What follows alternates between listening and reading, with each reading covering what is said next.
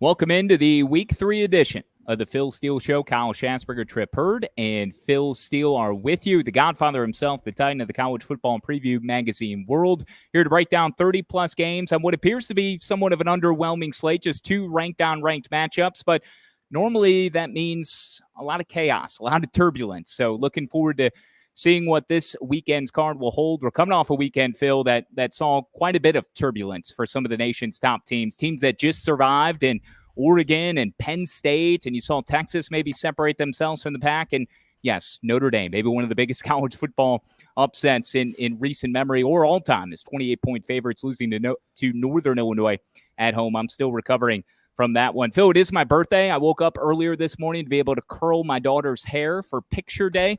Nice. Have you ever been put in that position to curl your daughter's hair throughout her development? I never curled my daughter's hair, but did a lot of things. But yeah, that's not my forte. I couldn't. If I curled her hair, it wouldn't come out anywhere near like yours did today, Kyle. Yeah, well, the 9-year-old in fourth grade, she looked beautiful this morning. So not the kind of curls that I envisioned the morning of my 36th birthday, but hey, I'll take it. Tripp, you got to play on Bears-Texans Sunday night because I'll be there in Houston.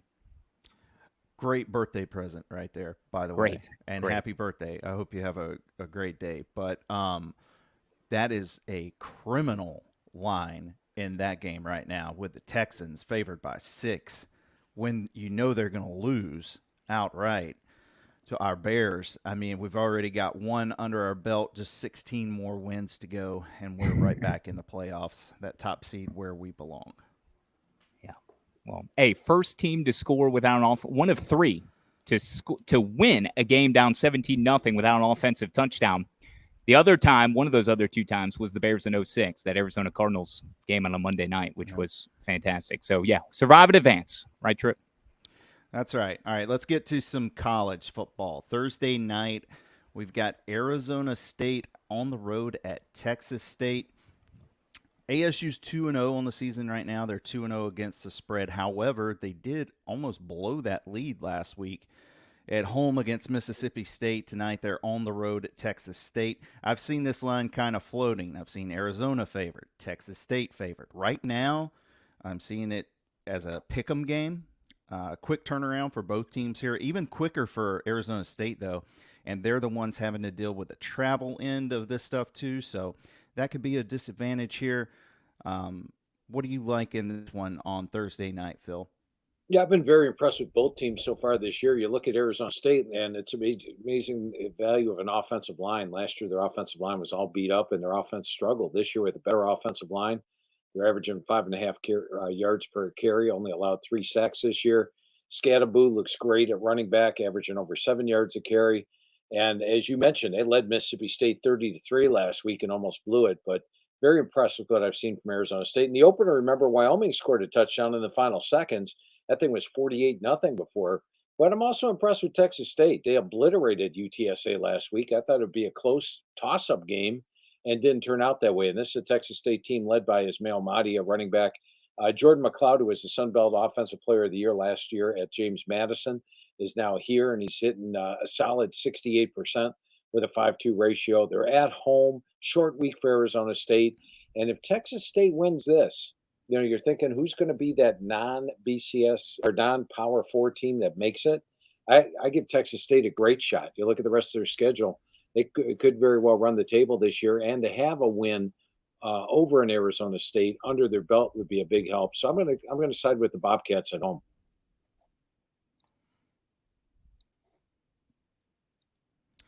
I think you're muted, Kyle. I said it before the show. I got all these fans on, and I muted it so I can help to distort the fans because I'm sweating. It was bound to happen. It was bound to happen right out of the gate. Yeah, Texas State announcing themselves as a G5 worthy participant, perhaps, for the playoffs as one of those 12 participants. To your point, Phil, 49-10 over UTSA. Just so impressive last week. There is one other Thursday night game. We'll just do a drive-by. Northwestern at South Alabama. That's 7:30 on ESPN+. Pair of 2 teams. Jags hosting the Demons. Major Applewhite seeking his first win in South Alabama. Kane Womack now the DC at Alabama. Northwestern State played just 6 games last season before canceling the remainder of the season after the tragic death of junior safety Ronnie Caldwell. So we'll move to some more action on Friday. Phil, we got two games. This is one of the two ranked-on-ranked matchups. It's not a Big 12 conference showdown, non-con between 20th ranked Arizona and 14th ranked Kansas State. 7.5 is the number. The Wildcats are the favorite. 7 o'clock on ESPN, 59.5 is the total. First trip, Phil, for Arizona to Little Apple. First meeting since 1978. Noah Fafita and T-Mac. Teteroa McMillan, arguably maybe the most dynamic duo in all of college football, Phil, but T-Mac didn't have the showing that he had in week 1 against Northern Arizona last week, just 2 catches for 11 receptions. Yeah, and I guarantee you the Wildcats are going to win this game. You mentioned the Wildcats are favored by 7. We've got 2 Wildcat teams here, but it's last week I wasn't blown away with Kansas State at the half. They trailed Tulane 20-10. Got that fumble return for a touchdown, which was huge for them to win, but they were outgained by 95 yards. But I also haven't been blown away with Arizona. Arizona, of course, in the opener, 27-24 at the half against New Mexico. Last week, they actually trailed Northern Arizona 10-6 at the half. And as you mentioned, McMillan only had 2 receptions last week. So I think K-State at home is a much tougher team. I think Avery Johnson's going to improve each and every week this year. Wasn't overwhelming week 1, got better last week. I think he gets even better here. I'm going to go with Kansas State minus the points at home. I don't think it's going to be a blowout. I only had them winning by 10, but with the line about 7, I'm going to lean with Kansas State in this one. Yeah, the home team, the homestanding Wildcats favored by 7.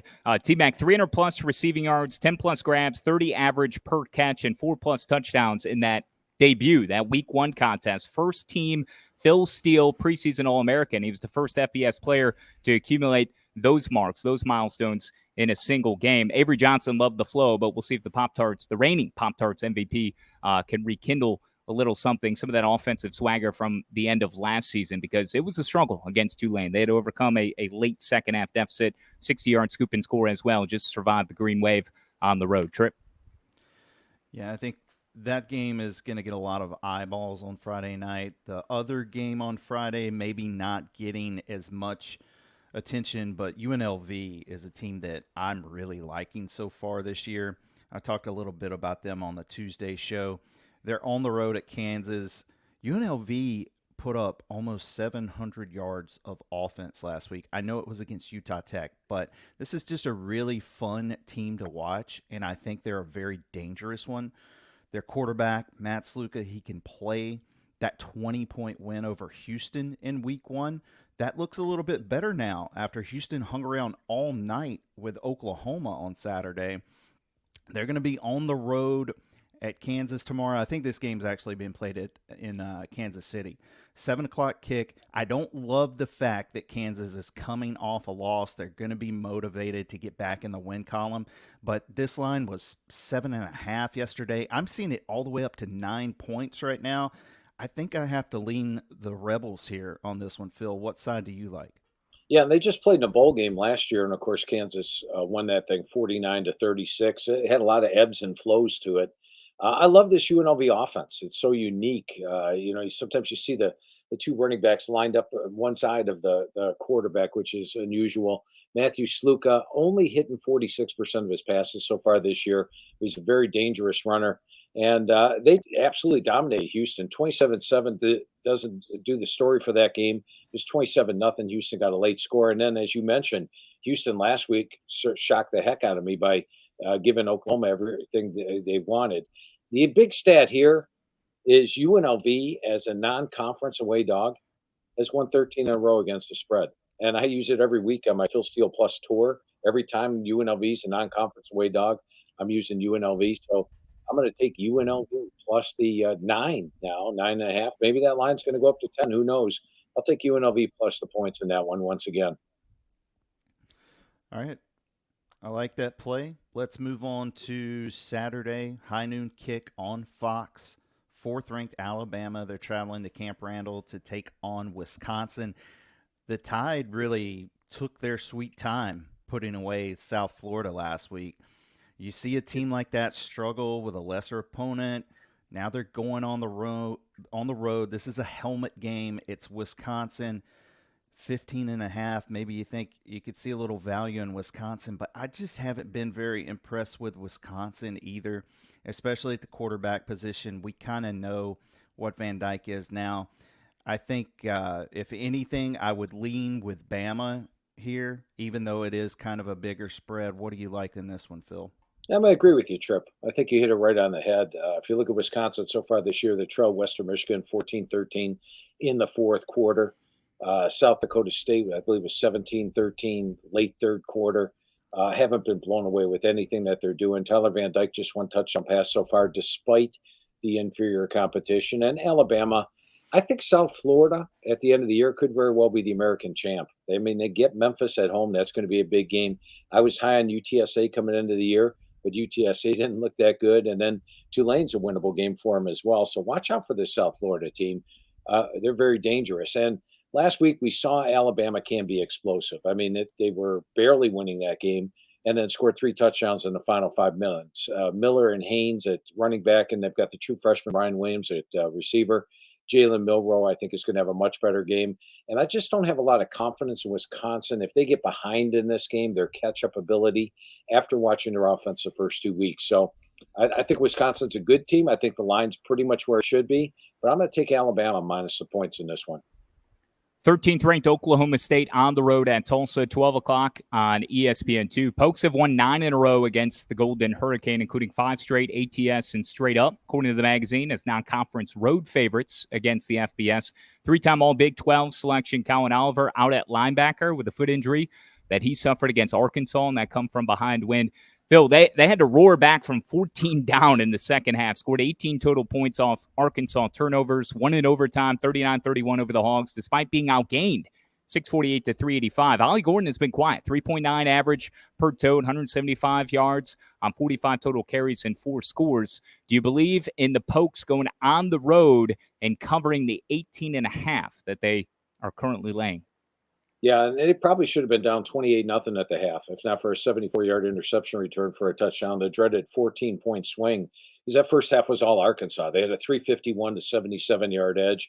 And had that been the case, had it been 28-0, there would not have been an Oklahoma State comeback. They wouldn't have been able to overcome that deficit. But that interception return in the second quarter was massive. Now, with Tulane, or Tulsa, I should say, they looked good in the opener against Northwestern State. Kirk Francis took over the quarterback job at the end of last year, and has looked pretty good so far. He's got a 5-1 ratio, but they blew a lead against Arkansas State. They were up 17-7 at the half and ended up losing. The key to me here is that, like last year when Oklahoma traveled here, Oklahoma actually had the crowd edge, even though it's at Tulsa, and they won that game 66-17. I think Oklahoma State, after a very disappointing performance last week that ended up with a win, will use that to play better as the season goes on. Ollie Gordon, 3.5 yards per carry this year. I think he finally gets it rolling here against Tulsa. So I'm going to take Oklahoma State minus the points, and I think Oklahoma State will probably have the crowd edge in this game. Phil mentioned the YouTube Phil Steele Plus tutorial, the tour that is out every Thursday. Make sure you follow him on Twitter on X at PhilSteele042.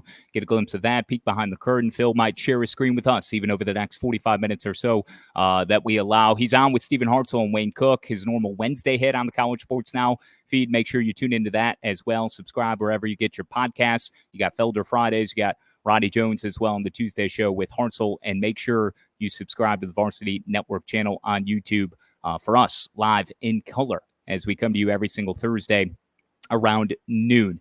PhilSteele.com is where you can get more from him. LSU and South Carolina, Phil. I talked to Tripp before you got on. I'm like, I'm laying the hammer here and going with the home team. This would be a heavy play, but I'm convicted more so because of the history here, Phil. South Carolina has not beaten LSU in Columbia since 1930. Game day is there. It's high noon, 12 o'clock game. Can you imagine if this game was at night at Williams-Brice for South Carolina after the beatdown that they put on Kentucky last week? It's an ABC contest.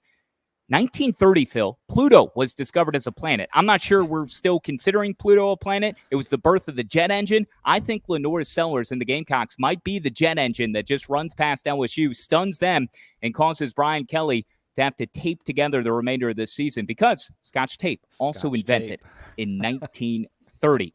Give me the Gamecocks, 1-0 in the SEC for the first time since winning at Mizzou in 2017, seeking their first 3-0 overall start since 2012. Great breakdown by the birthday boy. By the way, Pluto, they said, is not a planet, but in my mind, Pluto still is a planet. I believe always a planet. Of them, and I'm going to count Pluto as a planet. So it's like the rivalry games, Phil. The names never die. There you go. And with this game here, I actually like South Carolina to pull the upset. I think Lenore Sellers hasn't looked overwhelming throwing the football, but got better last week against Kentucky. I really like the third quarter. The first half was pretty even at 10-6. Third quarter was dominated by South Carolina, and that defensive line gives them the edge. They actually have a better defensive line than LSU does heading into this game. LSU last week against Nichols. Nichols, by the way, a team that had 200 yards offense in its first game. That thing was 21-19. It was like a 2-point game in the third period, or third quarter, I should say. 23-21, I think LSU led. I have been blown away. Now, Newsmeyer looks good, but it is on the road. I think South Carolina's got the better defense. I like how Rocket Sanders is looking. He looks more like the Rocket Sanders of 2022 than the Rocket Sanders of last year, who missed half the year. So I'm going to call for South Carolina to pull the upset at home. I really like what I see out of the Gamecocks. Sellers threw 2 TDs last week in Lexington in a 31-6 win. Haven't beaten LSU since 94, and that was on the Bayou. Again, 94 years since they won at home. Phil, that game, they won 7-6. And that was after LSU outscored opponents 232-0 over the first 3 games of that 1930 season. Gamecocks won thanks to a Tigers missed PAT. How about that? Wow. I did not know all that. Yes. Kyle, were you at the game? I was in spirit. In spirit. Kyle, I'm glad you remembered your Scotch tape bit there. That was pretty good. Thank you. All right, noon kick in Tallahassee this week. Phil, my Seminoles, they need a win really, really bad. If I would have told you 3 weeks ago, Memphis in town, Doak Campbell, and Florida State's only a 7-point favorite, the whole world would have jumped on that, but we've gotten a much different Noles team than we expected so far. Enter Memphis. This is Norvell's old team. They took care of business last week. They covered versus Troy in a little bit of a surprise to me. But FSU, if you want to play them, I don't know if you're ever going to get them any cheaper than you can this week. I'm seeing 6.5 to 7 right now is the line. How do you feel about this one? Yeah, grab it at 6.5. I'd still play it at 7. And I use this one on the Phil Steele Plus Tour, which you can access right now. And it's called my gut play. And I just look at this Florida State team, and everybody's throwing dirt on them. They're no good. They're horrible. They played 2 really good teams. I like Georgia Tech this year, and I like Boston College this year. So I think they played 2 good teams. Look who Memphis has played: North Alabama and Troy. This year got to be your strength of schedule play of the week. Florida State's played the vastly tougher schedule, and I'd like the talent Florida State has. And as you mentioned, my preseason line on this game, Tripp, was Florida State minus 17. Now, naturally, I would bring it down now. I wouldn't have them up as a 17-point favorite, but that just tells you where the difference is. And when you look at Memphis, they're not a great road team. They're almost unbeatable at home in the Liberty Bowl, but on the road, how about 6-12 against the spread under Silverfield? So you have a Memphis team that doesn't play as well on the road. You have Florida State off a bye at home, desperate at 0-2. I think their talent shows this week. I'm taking Florida State, grab that minus 6.5 right now. Let's talk about another ACC team that's kind of in a get-right spot this week. That's NC State. Tennessee really overwhelmed them last week. This is a team, they haven't been very impressive through the first 2 weeks. They struggled with Western Carolina in week 1. But all of the goals that NC State had at the beginning of the year are still in front of them. Everything is still achievable. The Wolfpack, they're going to host Louisiana Tech. Noon kick at Carter Finley. They're laying 21.5. The total's at 49. Do you think Grayson McCall can get this thing back on track in Raleigh? Yeah, you have to. And normally it'd be a look ahead. I would say coming off Tennessee with Clemson on deck. This is a sandwich game. Mm-hmm. But after that performance, now keep in mind the score was 10-3, and NC State was driving, and then the interception return for a touchdown. But that second half was just horrific. They had 27 yards the entire second half against Tennessee and got steamrolled there. I think they need a feel-good game. Now, Louisiana Tech, I talked about LSU allowing Nichols, all those almost 300 yards offense. Louisiana Tech held that same Nichols team to 200 yards in the opening game. They're 1-0. They're undefeated. But I haven't been blown away with what I've seen out of Louisiana Tech in recent years, and they usually don't play very well against the big boys. So I think NC State has a large talent edge here, coming off a loss. I'm going to play the Wolfpack. Wouldn't be one of my strongest plays of the week, but I think they need a feel-good game, and they need to gain some confidence prior to going to Death Valley next week. Could be a look-ahead game to Death Valley, to your point, but also to the Dave Doran Bowl. They've got Northern Illinois coming up in a couple of weeks at the end of the month. So, this could be a good spot for the Bulldogs. You can listen to both of those games on the Varsity Network app. Any of the out-of-market games brought to you by Learfield Live College Sports. Download the free Varsity Network app, available for both Apple and Android. Listen to College Sports Live with the Varsity Network app. Phil, Cincy and Miami. 12 o'clock on ESPNU. That's Miami, Ohio. Cincinnati is going on the road. 128th meeting. Series is tied 60-67. Your magazine has that plug. Bearcats blew a 21-point lead at home to Pitt in a 28-27 loss last week. Pitt players were taunting the student section following the outcome. Redhawks enjoyed an open week after falling to Northwestern 13-6 in week one. The favorites to win the MAC, not Northern Illinois, who likely – the Redhawks may not hit that 11-win plateau, Phil, but this certainly would go a long way here in getting Cincy in a suspect spot for the Bearcats after an emotional defeat a week ago at home. Yeah, and this is a series that Cincinnati has absolutely dominated. Prior to last year, that upset loss, they had won 16 in a row against Miami of Ohio, and their average win over the previous 4 games had been by like 20-some points per game, so they weren't even close. You even look at last year's game, Cincinnati had a 538 to 358 yard edge, a 30-16 first down edge.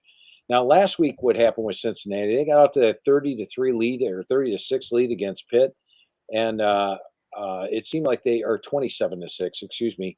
And it seemed like they were just sort of playing prevent a little bit. Let Pitt, and it turned out to bite them. Pitt comes back and scores late to beat them 28-27. I don't think you'll see a let up this week. I do think Cincinnati's a superior team. Yes, they're on the road, but they don't have to travel very far. And I think after winning 16 in a row in the series, this is a legitimate revenge game. Now, a revenge game, in my mind, you have to be favored to win or have a long win streak in the series prior to losing the previous year. Yeah, this is a legitimate revenge game for Cincinnati. I like the Bearcats minus the points. 9th meeting, first since 2001 between North Texas and Texas Tech. It's in Lubbock at 12 on FS1. North Texas is catching 9.5. 69.5 is the total. Phil, I'm wondering if there's a prop on turnovers in this game, because the Red Raiders turned the ball over 4 times in a 37-17 rout at the hands of Washington State, who just pummeled them. Despite being outgained, the Red Raiders had more yards, 491 to 416, and still lost by nearly 3 touchdowns. Mean Green, meanwhile, 2-0. They overcame 3 interceptions from TCU transfer quarterback Chandler Morris in a 15-point win over Stephen F. Austin last week. Yeah, and this is more of a play on North Texas. I'm not going to overreact to Texas Tech. I know you look at the score, and like at the half, it was 27-10. But in the first half, Texas Tech had a 261 to 181 yard edge. Turnovers were the culprit. Now, remember, Taj Brooks didn't play last week either, so that hurt him a little bit. But Baron Morton struggled at times with the accuracy. But I like North Texas this year. I know Chandler Morris has a 2-3 ratio, or no, he's got a 7-3 ratio this year. But when I look at North Texas, I see a team that's sort of under the radar. They're going to be fired up for this one. And their head coach, Morris, used to play for Texas Tech. So it's an important game for him. I'm going to take North Texas plus the points. I do think Texas Tech wins this and goes to 2-1 on the season. One last game in that early window, 12:45 kick in Columbia, Missouri for Boston College and Mizzou. BC not getting a lot of respect after that Florida State win. There's still a 16.5-point dog on the road this week, but Missouri's off to a really nice start, 2-0 against the spread. They're up to number 6 in the rankings. I could see Missouri picking on that Boston College secondary a little bit with Luther Burden, something Florida State wasn't able to do. But I could also see Boston College trying to muddy this thing up a little bit with ball control. I mean, we've seen them a very capable defense for Boston College as well. Do you have a lean on this one, Phil? Yeah, I like Boston College plus the points. I thought the line should be more like 10. I know Missouri is not allowed a point all season. And Missouri's only given up 127 yards per game, but they did play Murray State and Buffalo. And this is a big step up. And this is a Boston College team that already went into Florida State Once again, I'm not saying Florida State is a bad team. Florida State's a good team. They went into Florida State and beat them 28-13 and pretty much controlled that game. And if you can do that there, I think they can go into Missouri and play them tough as well. I like Thomas Castellanos at the quarterback spot. He's got a perfect ratio on the year so far, and he's a dangerous runner. Although they haven't used his mobility as much, you may see it more here. They got Trayshawn Ward at running back, Robichaud at running back as well. And their defense is playing pretty good, only allowing 214 yards per game this year. So I think it's going to be a good ball game. I definitely like Boston College plus the big points. I was a little surprised the number is as high as 16.5. That is a big number there. Moving on to the 3:30 games, big spread in the Civil War, which is being played a couple months before it should be, honestly. This year it's in Corvallis, Reser Stadium. 9th-ranked Oregon set to take on Oregon State. The Ducks haven't won on the road in this series since 2018. They've lost their last 2 trips to Reser Stadium. I think you can look at this game 2 ways. It can be a get-right spot for Oregon, who has the better team. They haven't looked great in their first 2 outings. Or Oregon hasn't showed us much this season, and they're getting way too many points on the road in a rivalry game where you know the Beavers are going to be ready for this one. What do you like here, Phil? Yeah, and this is one where birthday boy, you could turn the screen thing on. I'll show you the 2 teams playing each other here. And the good thing about Phil Steele Plus, it gives you green and red. And as you can see here, Oregon last week allowed 221 yards on the ground. That's not good. Their big struggle is right here. They've allowed 7 sacks on the year, and they only have 3 yards per carry. Now, I thought Oregon would have one of the top offensive lines in the country, and so far I've been very disappointed in that in their offensive line. Now, my AGG, which is over here, doesn't have any beginning number for Oregon. All it takes into account is who their opponent is and what they did against them. So while I think Oregon still is a top 10 team, really they are, my AGG only has them right now the number 42 team in the country. That's how they've been playing so far this year. Meanwhile, Oregon State's not far behind at number 52. And in fact, when you throw the home field edge in there, Oregon State is actually favored in the AGG. So this is another one of those games where I would have Oregon favored, but 16.5 is pretty high. The other factor to look at here is when you look at Oregon State, and you can, this just came out better on here. I'll have to ask Todd about that. But you can see here how they've done at home. This is against the spread: 4-2, 8-2, 11-2, 15-2, 17-2 at home against spread. Reser Stadium's a really tough place to go into. And whose Super Bowl is this? This is Oregon State Super Bowl. They got kicked out of the Power 5 conferences. Oregon abandoned them, left them for the Big Ten. This is their one chance to shine. I think you have the motivation factor there. The home field edge is there. The way they've been playing this year is there. I'm surprised the number 16.5. I'm going to take Oregon State plus the 16.5. I do think Oregon is still a top 10 team and has a really good shot at finishing this season in the playoff, but it's been a pretty slow start for them. I agree wholeheartedly, Phil. Super Bowl, not just for Oregon State, but for Washington State. We'll get to the Apple Cup here shortly. And to some potentially new schools, as reports surfaced overnight into Thursday morning, that the Pac-12 ain't dead yet. It's still a living and breathing thing that is on the verge of adding Boise State, Colorado State, San Diego State, and Fresno State at the start of the 26-27 academic year, which would be a $16 million buyout with the 2-year notice versus what would be double if they only gave 1-year notice. But to still be considered an FBS league, they would still need to add 2 more. They're in kind of a 2-year grace period. So, Phil, before we move to the next game, Oklahoma and Tulane, normally I would save these questions for Wayne Cook. He's the one who's going to toss you softballs and speak philosophically. But I have an idea for the 2 other schools. Cal the and Stanford. Yes, Cal and Stanford. Well, I'm reading that the academic restrictions and what they've already gotten into with the ACC, it wouldn't make sense. Yes, that is a no-brainer, Phil, but we don't make the logical, sensible decisions here. At least the corporate world doesn't. So how about we go and get App State or Tulane or JMU? Hell, how about Northern Illinois? Let's penetrate coast to coast. Let's follow what these other leagues are doing, not the SEC, and get one of these other schools, like a Memphis. What do you think? Yeah, it's possible. I think ideally, as a fan of the West Coast, I'd like to see Cal and Stanford go back. I don't know what the contracts are with the ACC. I think they're unlimited what they get out of the ACC right now, aren't they? Yeah, it is. It is limited, but again, I don't understand all the legalese. That's not for Right. you or I. But yeah, what makes most sense is Stanford and Cal. Who knows, man? It could happen, potentially. Let's go to Norman, Oklahoma, and Tulane. This game's teed up for a 3:30 start on ESPN. 15th ranked Sooners, 13.5-point favorites, nearly 2 touchdowns. 46.5 is the total. OU really struggled against Houston last week, surviving 16-12. Shorthanded at wideout, Jackson Arnold struggled. He did throw for 2 TDs, but he was sacked 3 times, only 174 yards, through a pick. Houston outgained OU 318-249. It was the defense that ruled the day. Late pick, safety to preserve the win. It's the third meeting, Phil, between these two. The over has hit the previous 2 times. Okay, 47.5 is what I'm seeing, down to 46.5 right now for Saturday. Last met in 2021, a game that was supposed to be played at Tulane. It was moved because of Hurricane Ida to Norman, and the wave fell 40 to 25. Actually, it was 40-35. It was a wild game, nonetheless. How do you see this one shaping up on Saturday? Yeah, well, I was high on Oklahoma last week. I thought they were going to smash Houston, and they did not. In fact, they were gifted the first touchdown. There was a turnover. They had a short field, scored a touchdown. Other than that, they got outplayed during the game. Really looked bad. And you go back to the Temple game. And it was really interesting when when Oklahoma was lining up for the touchdown at the end of the game. I remember the announcer saying, "Here's a stat for you." Even though the score was 44-3, Oklahoma's 0 for 12 on third down so far today, and then they converted on their first third down for that touchdown. So their offense is struggling mightily. And once again, you could point that at the offensive line. They've got 5 new offensive linemen, a brand new O-line.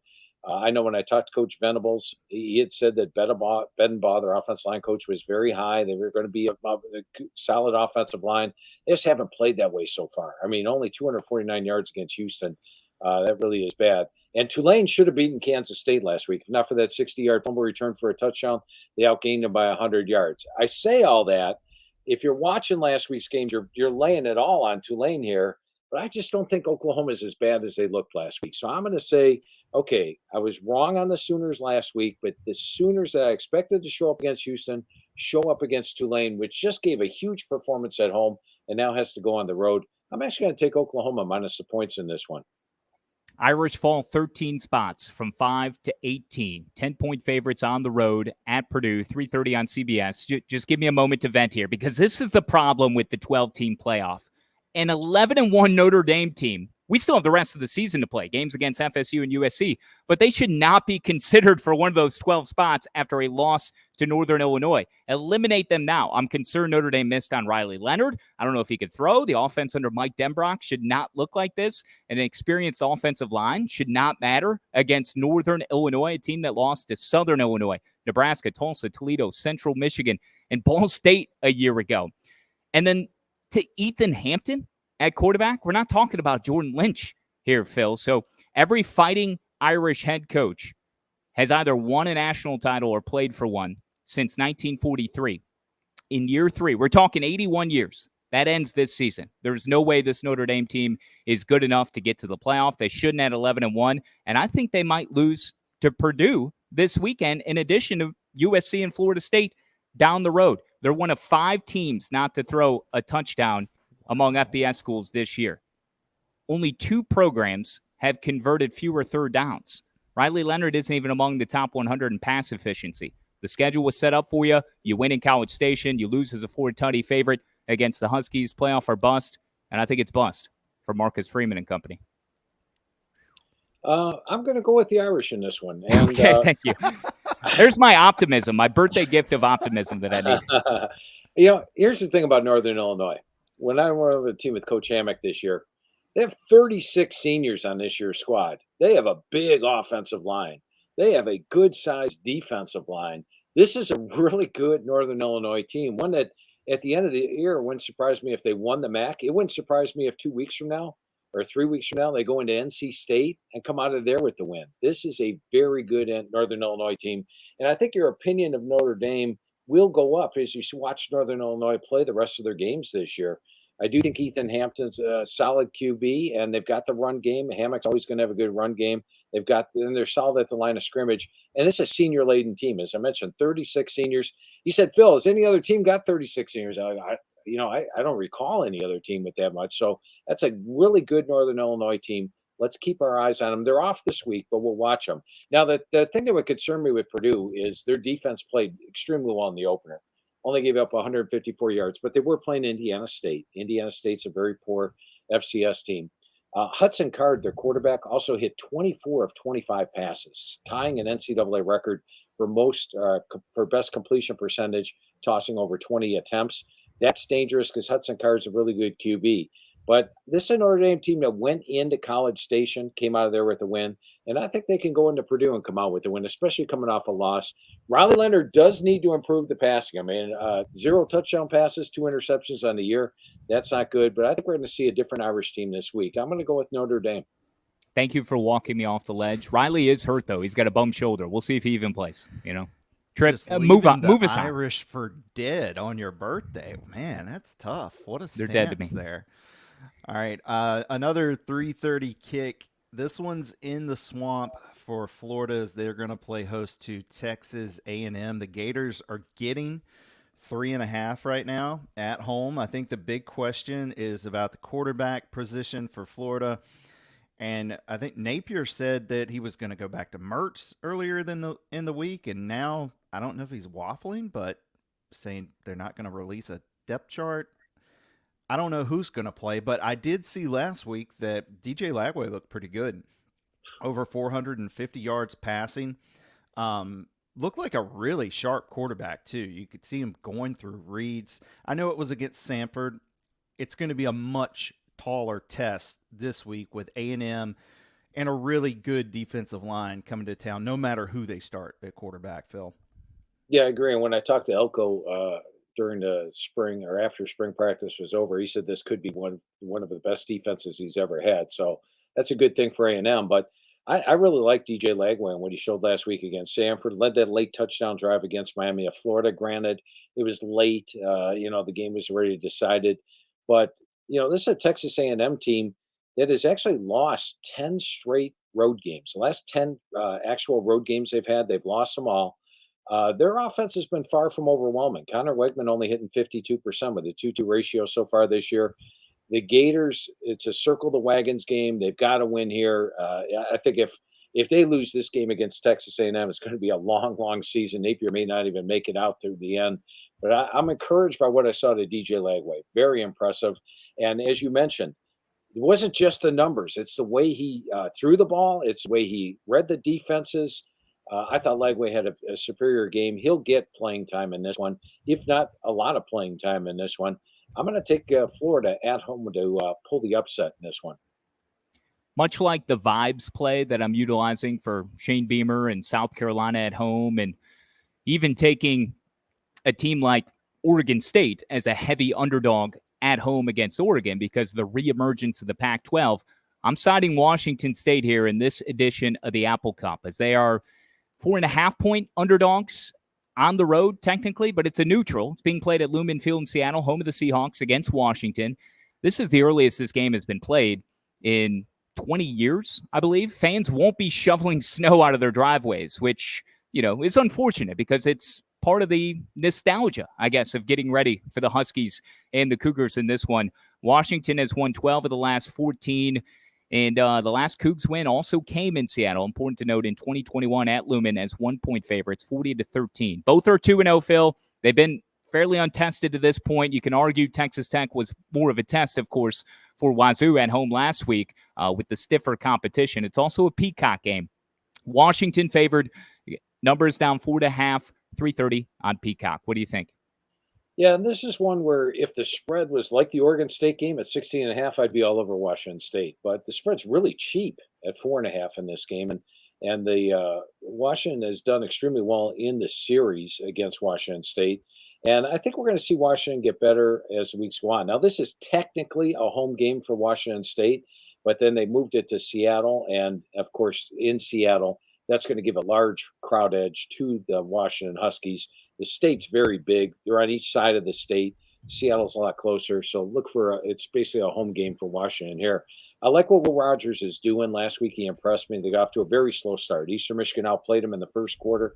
After that, they pretty much took charge. He's got a 5-0 ratio. And I watched closely the Washington State Texas Tech game last week. You know, Mateer is a very good runner. He's got over 200 yards rushing at the quarterback position. But he's a guy that takes off and runs. I think Washington's going to be prepared for that. And also last week, it's not like they blew out Texas Tech like the score. I thought the final was misleading. They were being outgained at the half, but led big, and then they led big throughout the game. I'm actually going to lean with Washington minus the point. So I hate to disagree with the birthday boy on this day, but I'm going to lean with Washington. Like I said, if it was 16.5, Kyle, I'd be all over Washington State. It's going to be a banner weekend for these teams in the Pac-12 and that are going to be in the Pac-12. You watch, okay. Phil. Fair enough. I got you. It's very disappointing, though, that this isn't the last game of the regular season. Just like very much so. Oregon, the Apple Cup's got to be late. Yeah, not a fan of that at all. All right, moving on.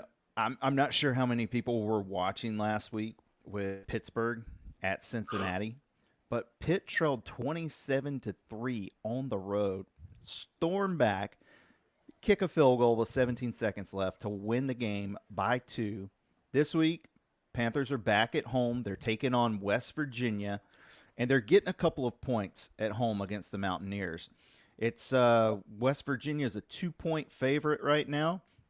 I think we all tend to like the home dogs in these big rivalry games. I may lean a little bit that way here. Eli Holstein's look pretty good for Pitt at quarterback. One number that kind of caught my eye, though, the over-under is all the way up to 64.5. Phil, what do you like in this game? Yeah, I like the over. You know, when you look at Pitt and you think of Pitt under Pat Narduzzi, defense, run the football. And I remember talking to him when Mark Whipple was the offensive coordinator. And he would get frustrated because Mark Whipple wanted to throw the football when they were up by 2 scores, and it really bothered him. And so you're like, is he really going to go to this pass offense? And they are. Eli Holstein has stepped in. He's an Alabama transfer, doing extremely well. He's got a 6-2 ratio. Desmond Reed is worth the price of admission. He's short. He's vertically challenged, but he's dynamic. He's got over 200, close to 300 yards rushing. He's got over 100 yards receiving this year. And he comes over in the West Carolina offense that they're running. And this is a fast-paced, throw the football. They're going to put points on the board, as we saw. Now, their defense wasn't overwhelming. And I thought Cincinnati, once they got that 27-6 lead last week, started playing less aggressive on offense. I don't think that's going to happen here with West Virginia. Now, West Virginia last week was laying something like 34 points. And I used them as a best bet in my Inside the Press Box newsletter. And the best bets are 21-11 so far this year, which is nice.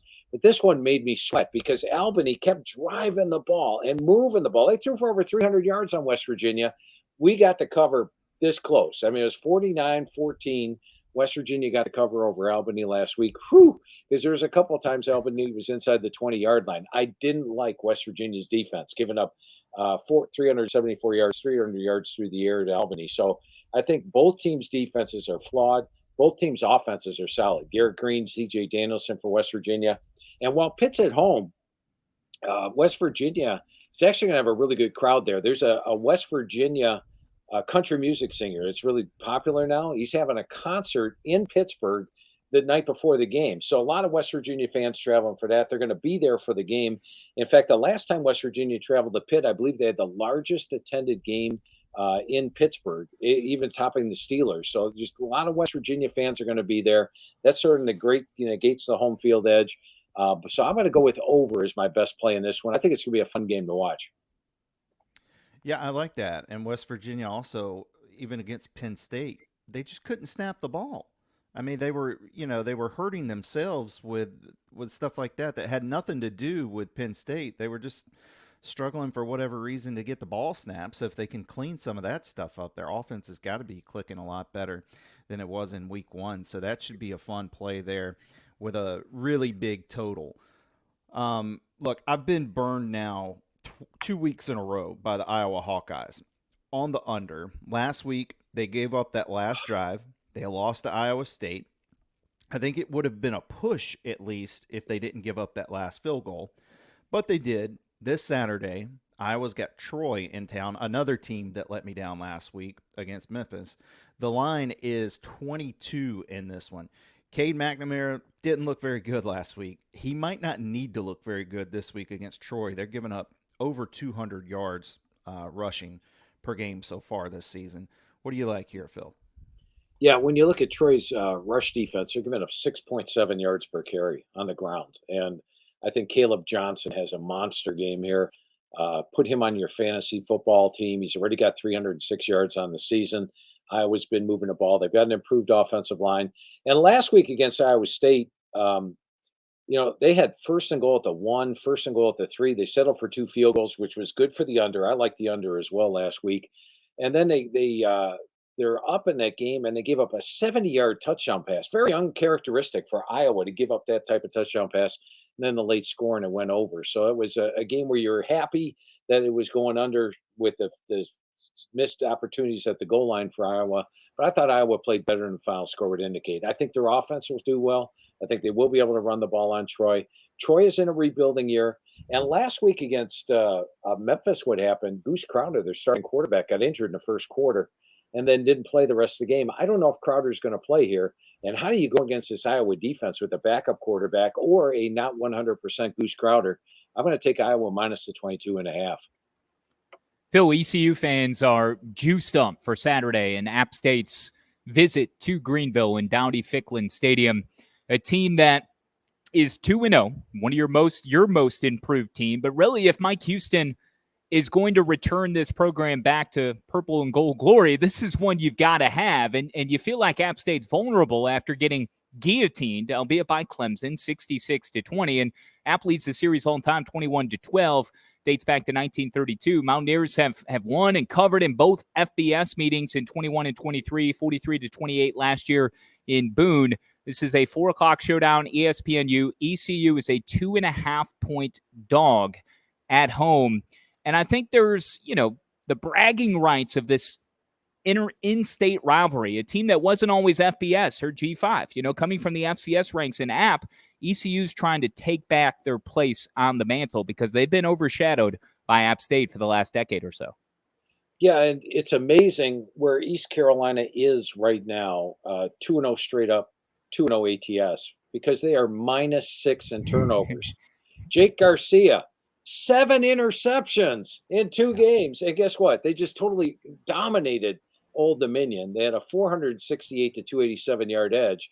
But all those interceptions, he had 3 in the first half and then another one in the third quarter, I think, last week, 4 interceptions. He's got to start turning to his own jerseys this year. Those 7 interceptions bother me. But the fact that they've been that bad turnover-wise, and yet they're still 2-0 straight up, 2-0 ATS, tells me this is a really good East Carolina team. They've got the defensive edge, I feel. Their defense this year allowing just 201 yards per game.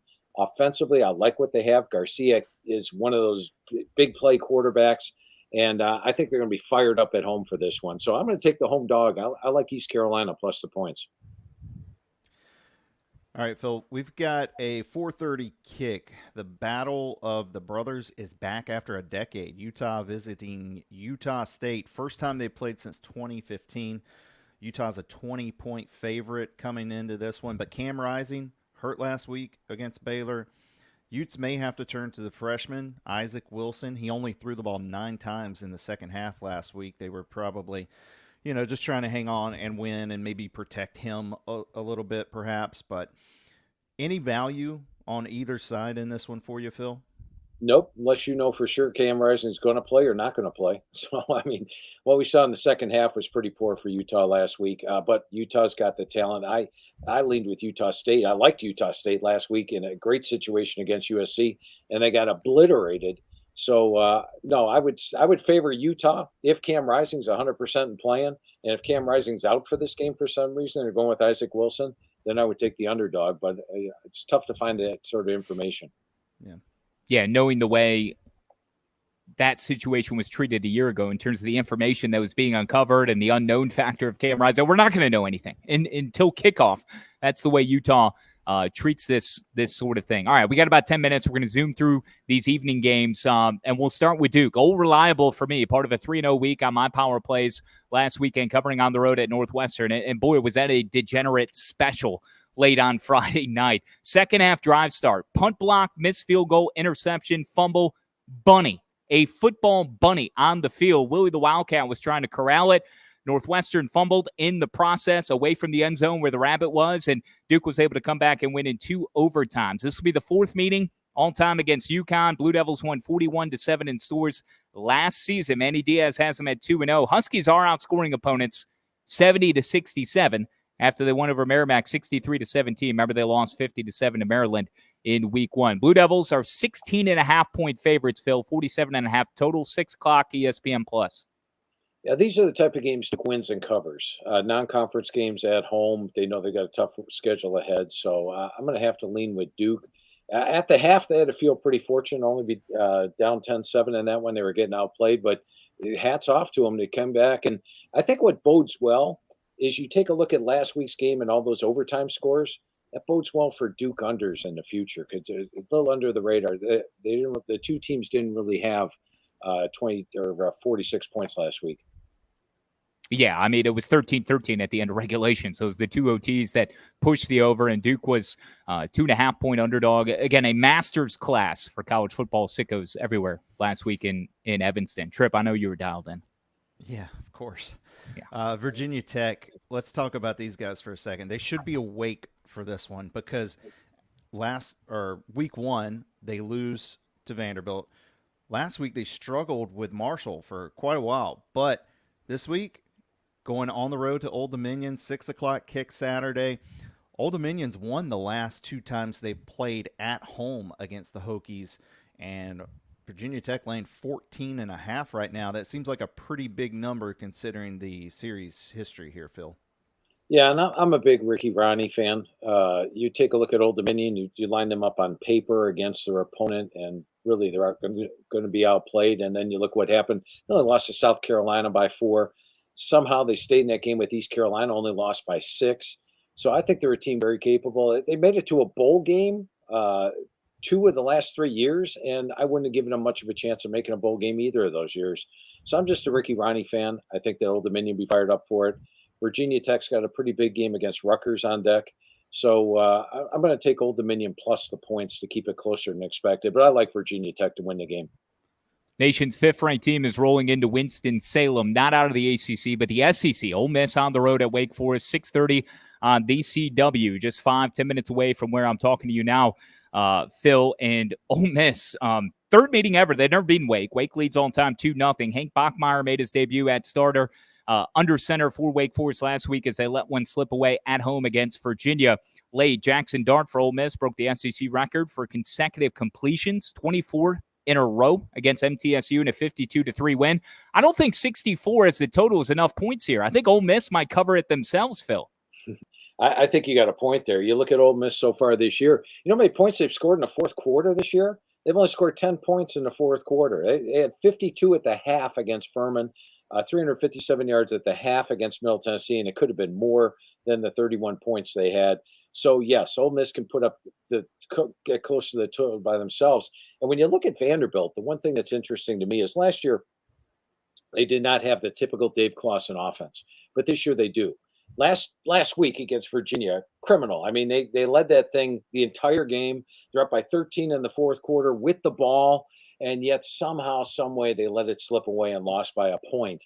I was very disappointed in that, but I love what I saw. I mean, they outgained Virginia by over 100 yards.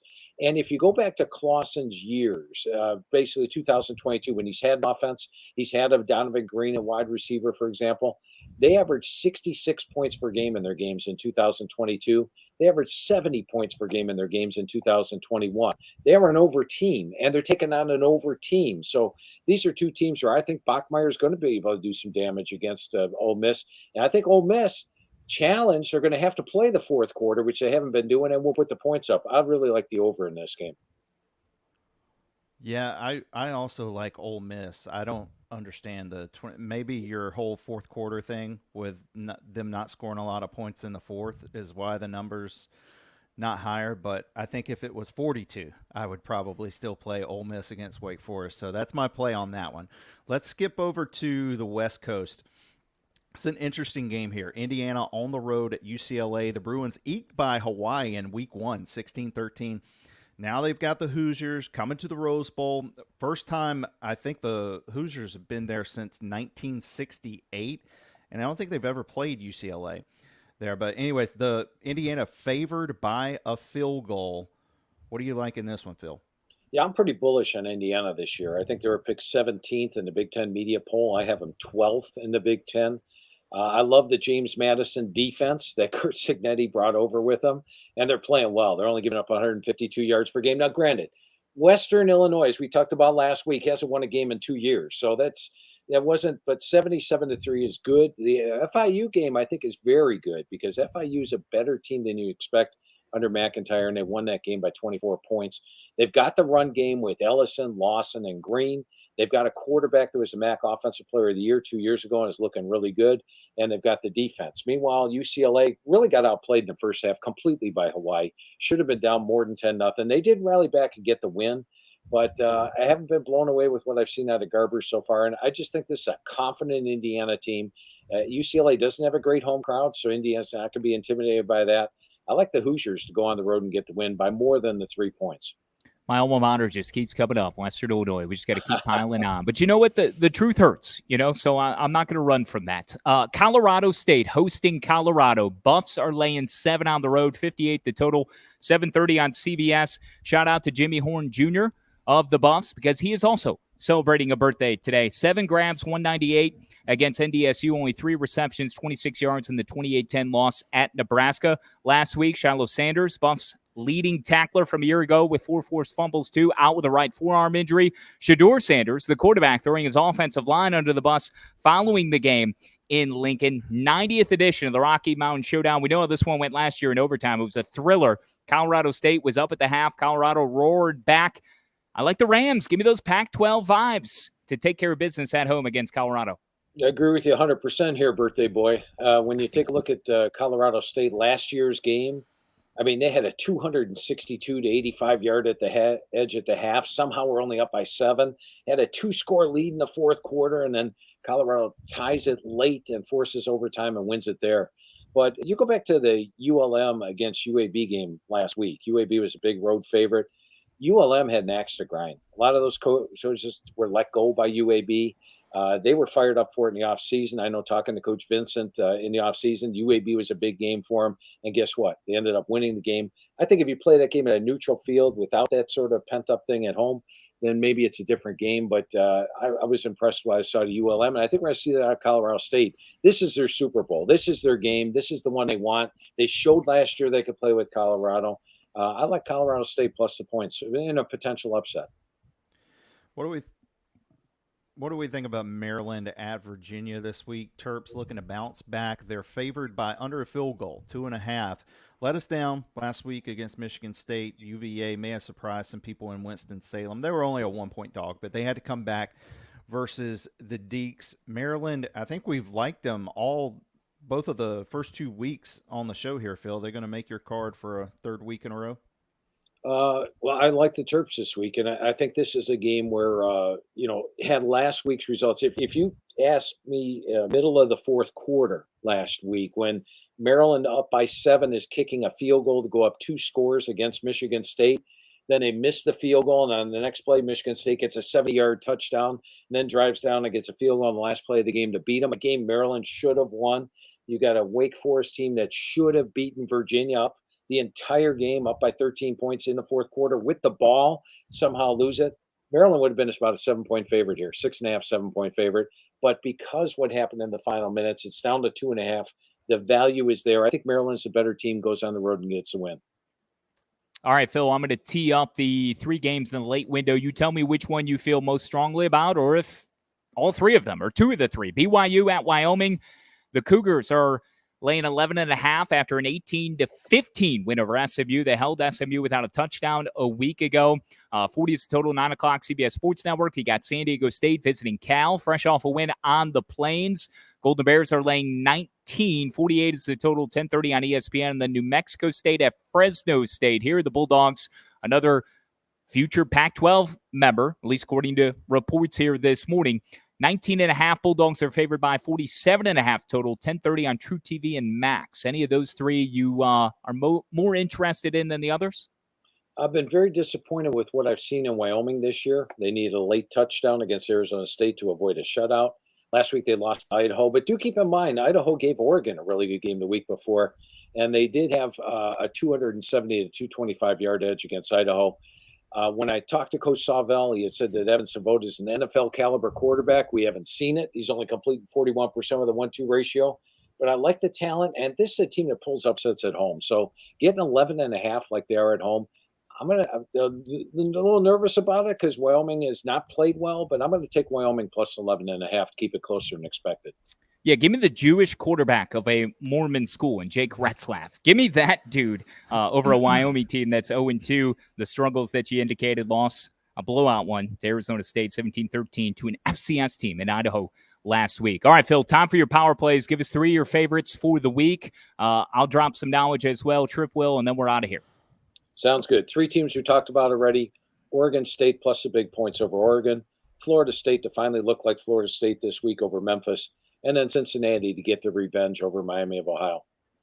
You talked me away from Washington State and Washington. I'm not gonna go all in with the Cougs this week. I do like Oregon State though, as we talked about earlier, for the same reasons you do. Give me Oregon State, also South Carolina, and the vibes around Beamer and the jet engines, the Scotch tape, all of that good stuff for South Carolina at home over LSU is a 7-point underdog. 215 on the money line, plus 215 if you want to take the Gamecocks at home with game day there. And then Arkansas. We didn't talk about this one. 24.5 Fayetteville opener at home, welcoming in UAB, who got obliterated by ULM a week ago. Their former head coach, Brian Vincent, just took him to task, and then he got dapped up by Trent Dilfer's troopers at the game. Insult to injury in Monroe. I think they're going to have a lot of additional urgency, and that Bobby Petrino offense was humming against Oklahoma State. What the hell are they going to do against UAB? I mean, it's limitless, the offensive capabilities for them at home. So give me Arkansas 24.5. Here's a throw in. I might catch the fourth quarter when I land in Houston on Sunday night. Rice in Houston. The Cougs are favored by 4, 8 o'clock start. Give me the Cougars to cover that one against the Rice Owls. And a sicko pick, Auburn, minus 28, getting up off the mat against New Mexico. They lost to New Mexico State a year ago. They're not going to lose to New Mexico as 28-point favorites. Peyton Thorne is getting Venmo requests for the 4 turnovers, the 4 picks, and 4 sacks that he took against Cal last week. So I think Auburn and Hugh Freeze bounce back in a big way. Tripp? That's a big card there, Kyle. I like that. I got 5 games. Man, I'm hot. 3-0 week last week. Come on. Feed me. I like UNLV. I'm going to wait on UNLV too, because if the line keeps going up and up and up, like I said, it's up to 9 this morning. Anything over a touchdown, I'm playing UNLV. I like Arizona, Kansas State over 59.5. I just think there's 2 really good quarterbacks there and plenty of potential for a lot of points. And Ole Miss minus 22. I'm not staying away from that one. I'm going to hammer the Rebels here. I love it. Good stuff. Phil, you the man. Week 3 has been spectacular. Enjoy the games this weekend.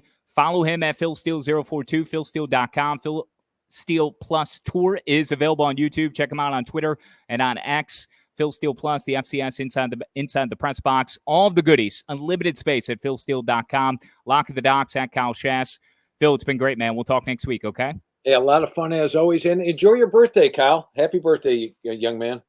Thank you very much. We'll talk to you for week 4 coming up next week here on the Phil Steele Show.